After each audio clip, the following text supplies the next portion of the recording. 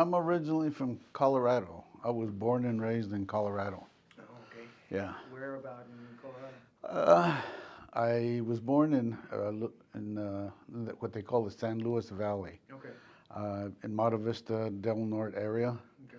And then when I was in the third grade, uh, my parents, we all moved to a little town called Silverton, Colorado, Okay.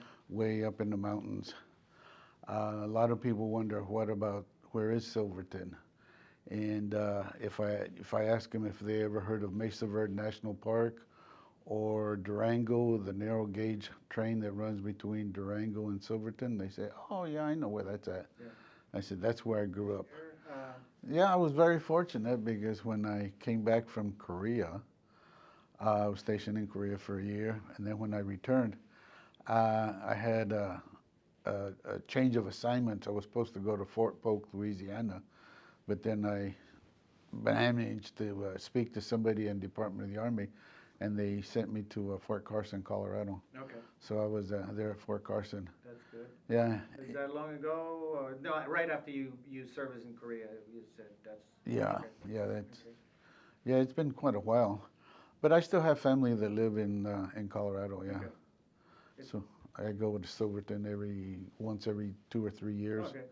for school reunions, or I go visit my sister. She's got a business there. Okay. Uh Yeah, huh. because I remember from our call, you served with the United States Army, right? Right. Yeah. How long? How long did you serve? I did a full 20 years, 20 years and about 9 or 10 days. Okay. Yeah, 20 years. yeah, Where did it take you? I know Korea was one of the places, and yeah. where did it take you in those 20 years? How it all started is I was going to college. After high school, I wanted to be a teacher. I wanted to be, English. I wanted to do English teaching. And then I went to Durango. They have a school there, Fort Lewis College. So anyway, and then I was going along, and then I kind of changed majors. I wasn't really impressed with the English because the curriculum was all literature, Mm-hmm. and I decided, well, I'm really not that interested in all the literature. So anyway, I went to a counselor, and I decided I still wanted to be a teacher, and I was taking Spanish as a secondary. So anyway, and then I decided to change my major to elementary education. So anyway, I wanted to go to school, be a teacher. So anyway, and then there towards my senior year, I had to stay out it was under the trimester system. So I stayed out 1 year because I had applied for school loans, and they weren't approved in time, so I stayed out a year. So anyway, this was in 69. 68, 69, when the Vietnam War was going on strong. Right. So anyway, what happened was is when I stayed out, like one trimester, I got hit. They said, I was reclassified from 2S to 1A. So I went and got my physical and did all of that. And then I went back to school. And I had already coordinated with one of the local grade schools, and I had been interviewed to do my student teaching at a grade school, and I had letters of acceptance from the principal and the school teacher, and I went to the counselor at the college, and they had letters for me. So anyway, when I went back to school in January of 1969, uh, and then right around middle of February, I received my draft notice. Mm. So that's how I ended up. They wouldn't let me finish. I appealed it, and they said, no, sorry, we can't, defer you. You got to go. So anyway, that's how I started out. I got drafted, and what I did is my aunt, one of her cousins, was a recruiter. So I spoke to him, and he convinced me to join, so that I didn't have to go into the combat arms. Okay. So anyway, then he says, then you have your choice of what field to get into. So I scored high enough in maintenance and in the administration. So I went ahead and joined, and I had to join the day before my draft induction. Okay. So that's how it all started. So anyway, from there I went to Fort Ord, did all my training, and then after my training, and then I had some leave time, and then I ended up going to Vietnam. My first assignment was in Vietnam, and I spent a full year there. I got there in September 10 of 1969, and then I left in September the 7th of 1970. And then from there, I went to Fort Lewis, Washington. I spent some time there. Then I re-enlisted. I found out, the Army wasn't as bad as everybody was saying, Yeah, it's got its ups and downs, but I said, hey, and I can start a family. So anyway, then I re-enlisted and I went to Hawaii for 3 years. I came back from Hawaii and then I was reassigned back to Fort Ord, California, and spent some time there, about 2 years. And then I went to Korea, and I spent a year in Korea. And then I came back, and then I ended up in Fort Carson, and I spent some time there.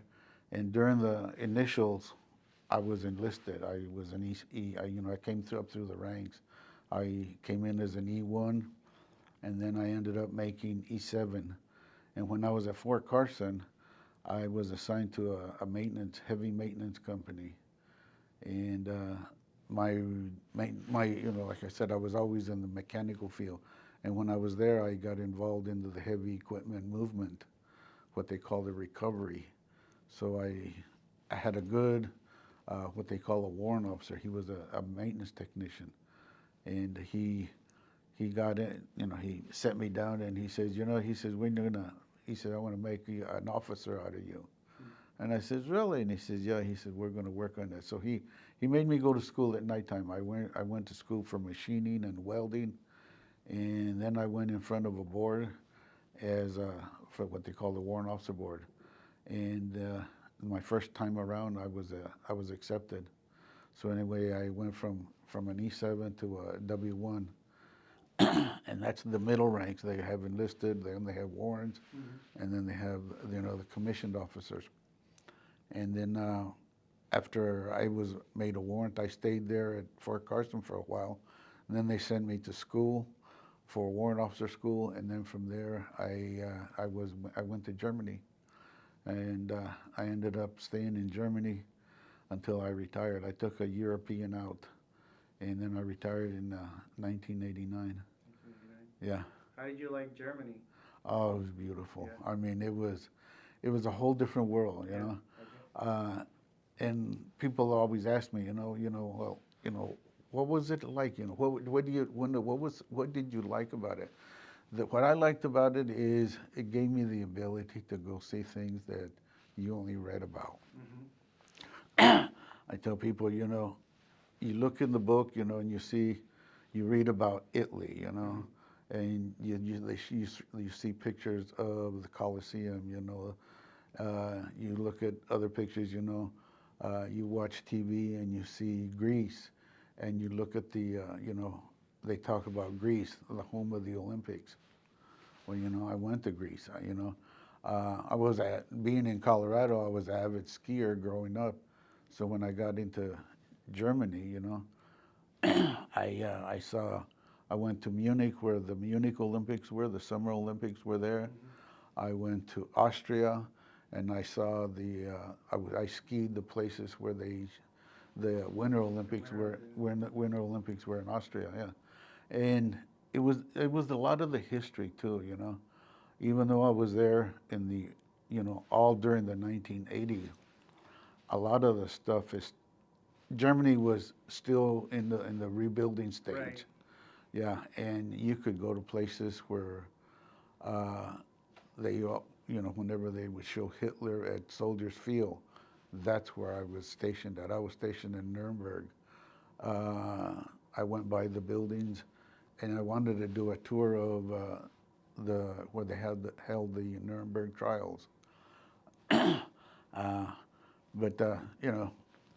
it was still, like I say, still in the building area, and you could still see, the old eagle on the walls, where eagles used to hang in some of the older buildings, where they scraped them off after the wall. You could still see the eagle. It was still fresh, and and Yeah. back then that past was still fresh. Yeah.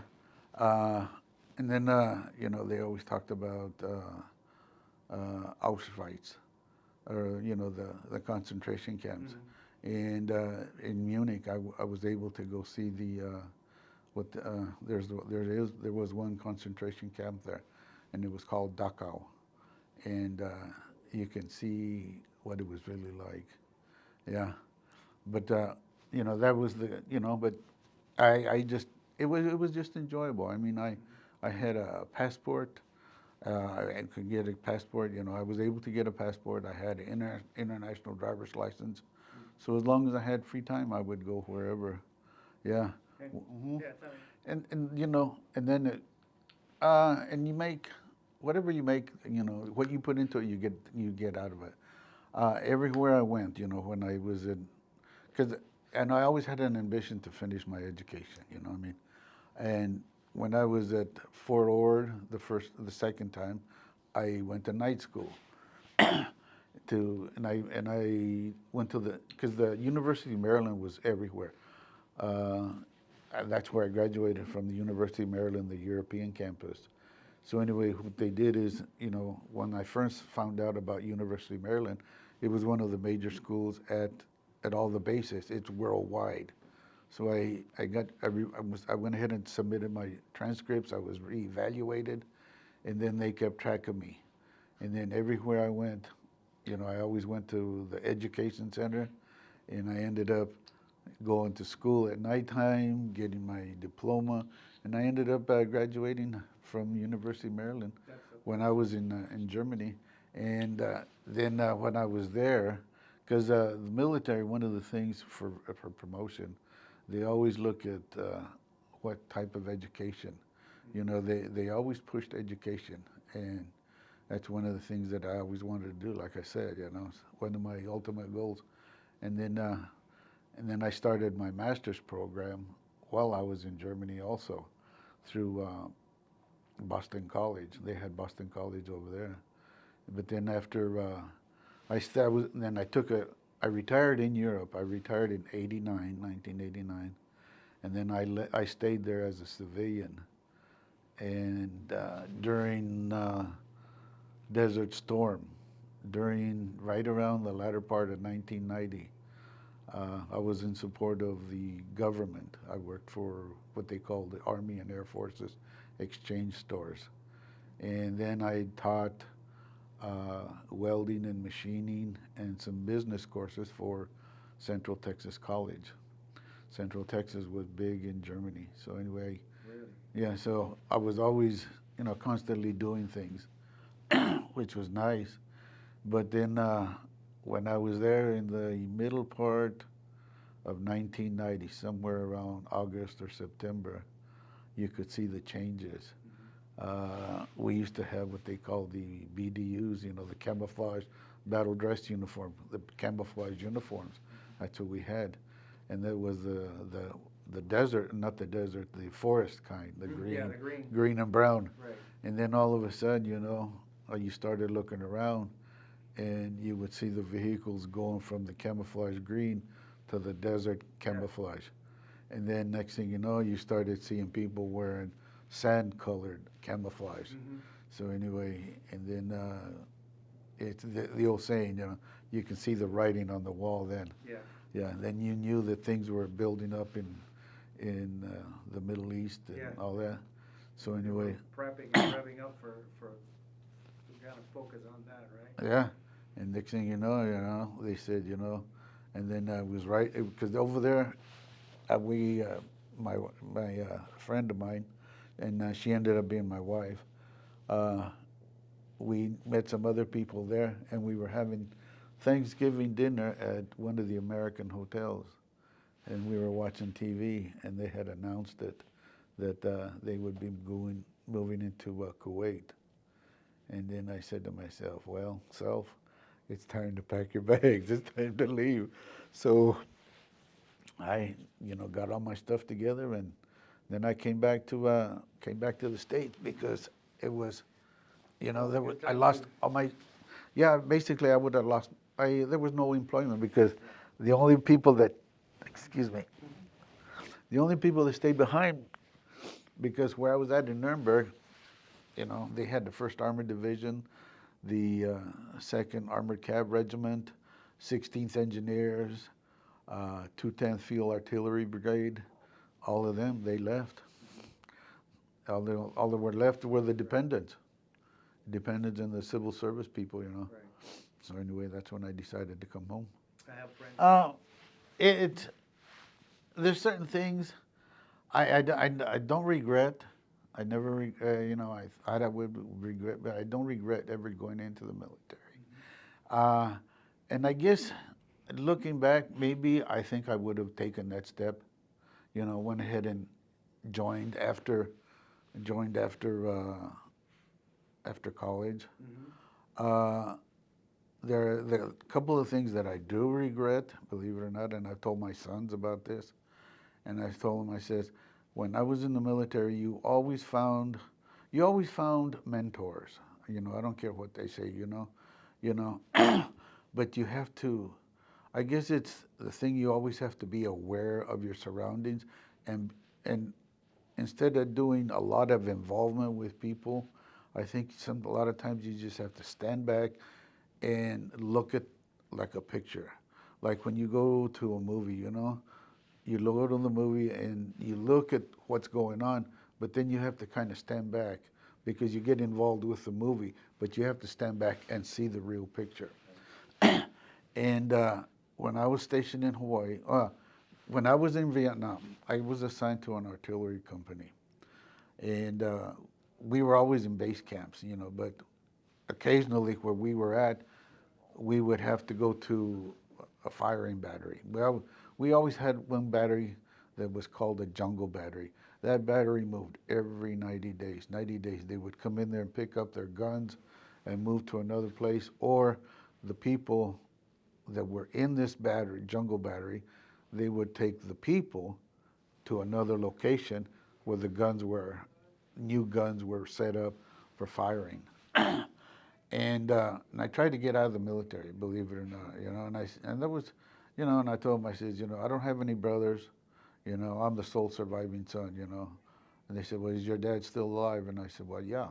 Well, then you're not a sole surviving son. But anyway, then they wanted to do a direct commission from enlisted to a commissioned officer, and they said, well, we can do that, commission you, you spend your year here, but you go to a different company, you find out what we do here, and then when you go back, you process through OCS, Officer Candidate School. And I said, no, that's okay. So anyway, then as time went on, I got promoted, and I was always looking for ways to go to school, Then people would say, well, you can always go to jump school, and I said, no, that's okay. I'll keep my feet on the ground. And then when I got to Hawaii, I had a company commander that, because what happened was this, when I got to Hawaii, the 25th Division was still in Vietnam. They were bringing back the division and the colors, the 25th Division colors, back to Hawaii. That's their home base. So anyway, when we got there, we didn't have a mission. So anyway, there were about 20 people in the company, and they went around there, do you know how to type? Do you know how to type? Do you know how to type? So they ended up making me the company clerk for a while, only because I knew how to type. So anyway, I was the company commander. I was the company clerk. And then I had a company commander who, he says, this is what I'm going to do. He says, I'm going to fill out all the paperwork for you. He says, you sign it. He says, and we're going to put you in for OCS.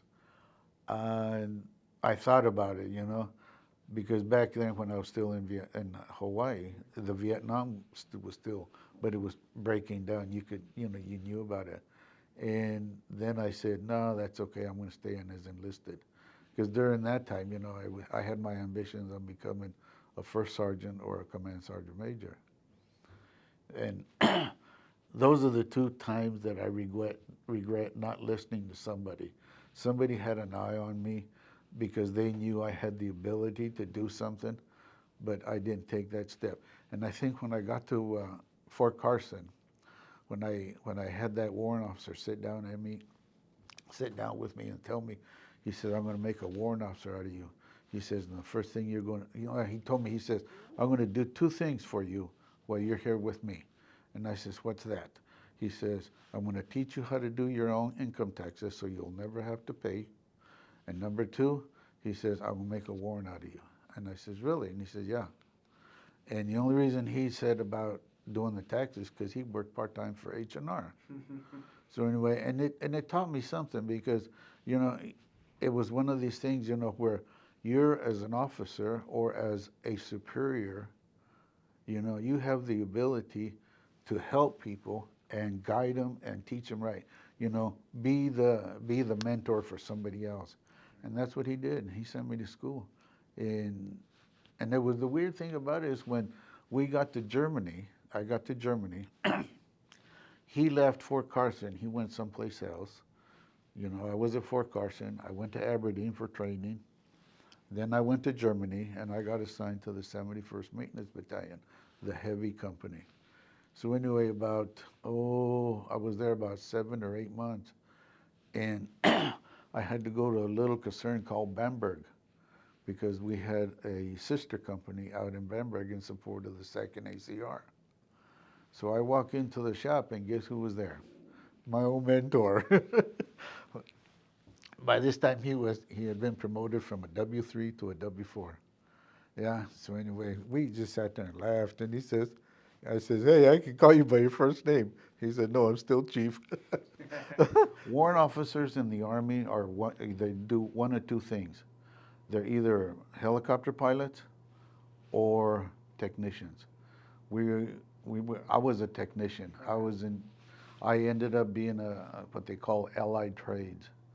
I had shops that did welding, machining, glass repair, canvas repair.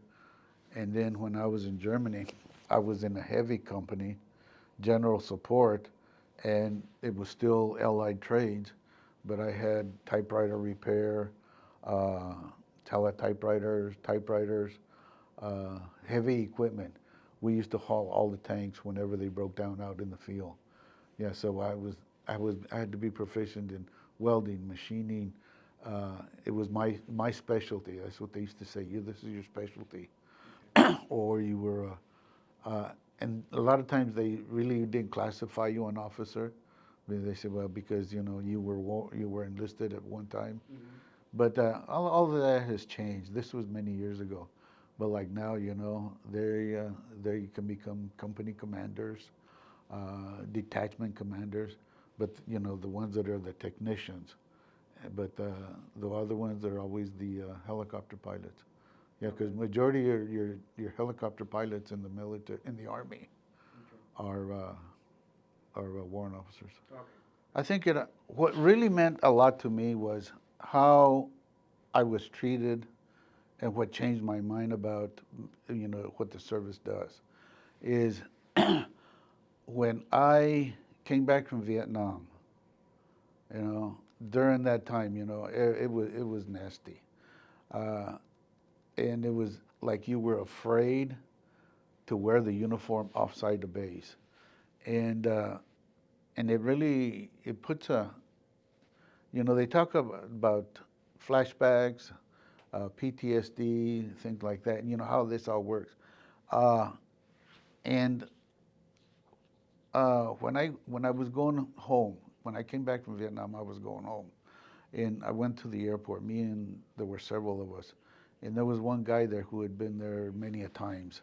Well, he had been to Vietnam a couple of times. And then when we were in the caravan that was taking us to the airport, he changed from his military uniform to civilian clothes. And I took, and it really bothered me because that you have pride, because the uniform meant something. It meant that you were fighting for your country. You were standing for what the Constitution says, mm-hmm. Foreign and domestic or whatever.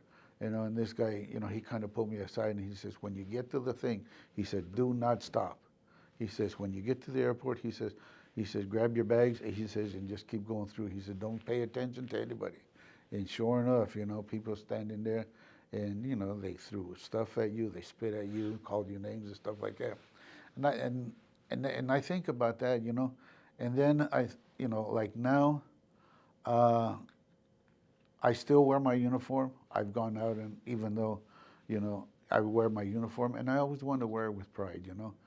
Uh, it's nice to be recognized, but at the same time, recognize what we did.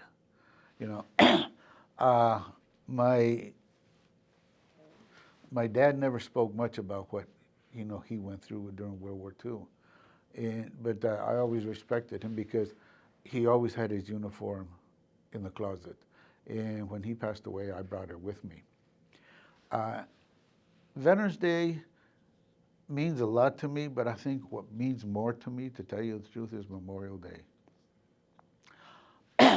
When I was stationed at Fort Ord, you know, it was the same thing. You know, I was at no, I'm sorry.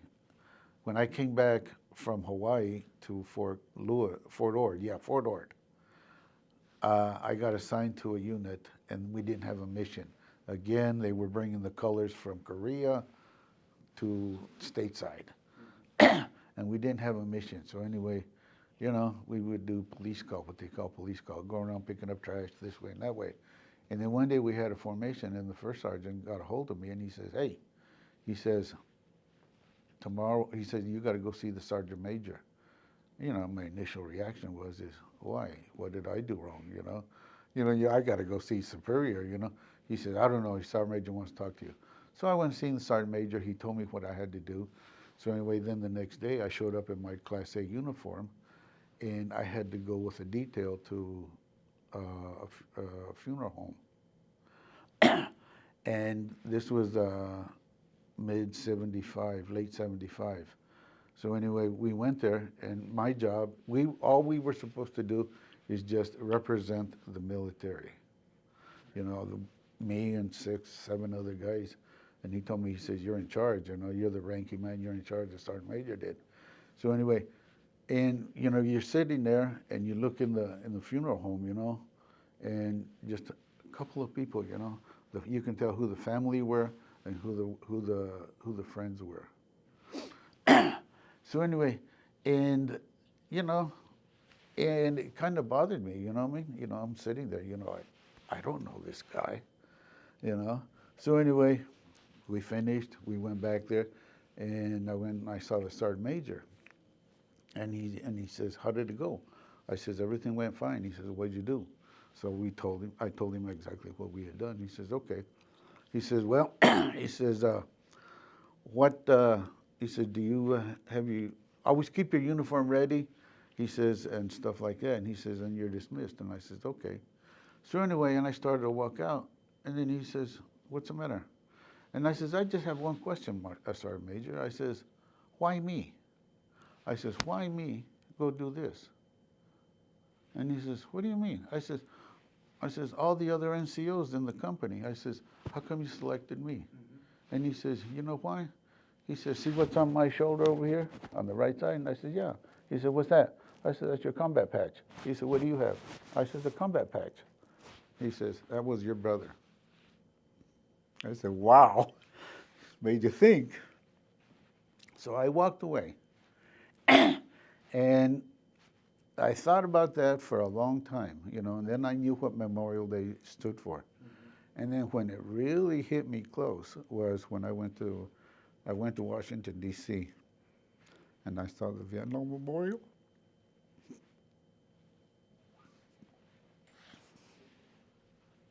As I walked along there, I think it's by year, and I stood there in 1975, and I said to myself, I wished I could remember the guys' names. There were a couple of funerals that I had to attend like that, and I stood there and I said to myself, I wished I knew their names so I could say, rest in peace. But Memorial Day means a lot more to me than Veterans Day. It took me a while to really get back into it, you know. When I had to I got out because I didn't get promoted to W3. And the only reason, because I only wanted to do 24 years. And what happened was this, the military, they frowned upon homesteading. When I got to Germany, I homesteaded. I stayed there from September of 1980, and then I retired in May of '89, and then I stayed there until December of 1990. But I homesteaded all that time. And, and it hurt me for promotion-wise. But in the long way, because I have a daughter that's a Downs child.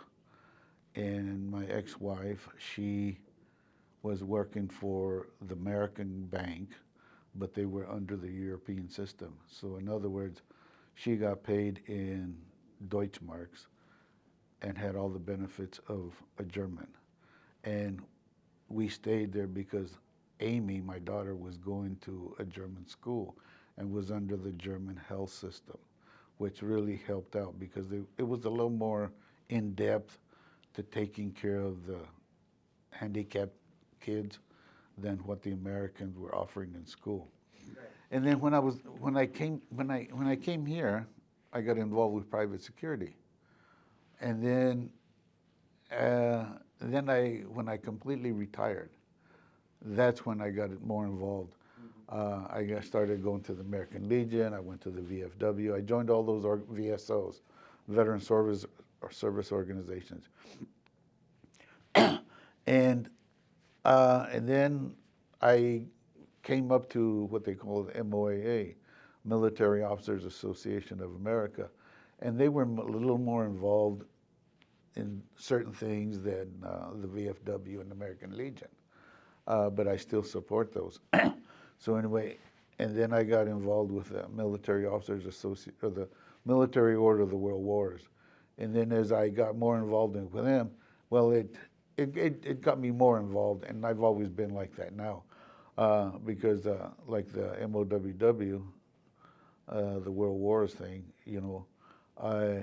we're now, that gets me, I'm the chapter commander, and what I'm doing now is, one of the things in the strategic planning is it's a community base. So you have to go out and do all of these things, get more involved, to present and support all veterans, both retired and active duty.